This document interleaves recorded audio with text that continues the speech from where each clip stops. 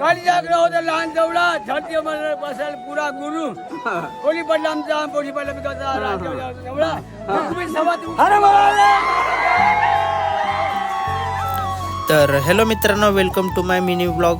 आज आहे पोळ्याचा दिवस. तर जोपर्यंत गावामध्ये डबरा फिरवल्या नाही जात तोपर्यंत आमच्या गावच्या जोड्या सोडल्या नाही जात. तर डबरा धरून पूर्ण गावामध्ये फिरवल्या जाते.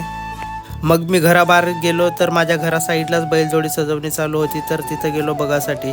मग माझा पुतण्या तयार होऊन आला पोळा पाहायला जासाठी.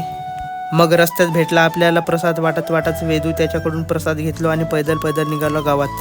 कारण आमच्या गावचे मंदिर आहेत पूर्ण गावात, तर गावातच पोळा भरवल्या जाते. मग समोर भेटले आपल्या गावचे पोरं, त्यांच्यासोबत बोलत निघालो गावातल्या मंदिराकडे.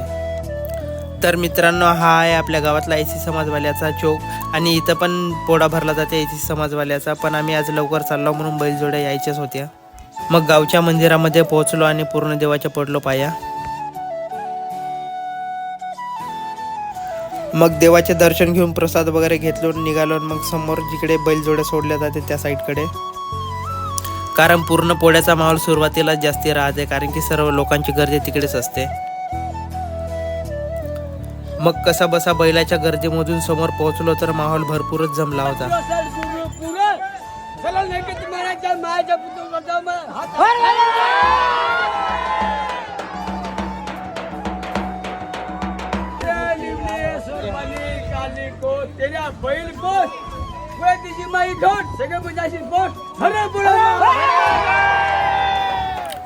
मग बराच वेळ माहोल झाल्यानंतर मग मंदिरामधून आरती झाली आणि मग पूर्ण जोड्या सुटल्या घराकडे जासाठी.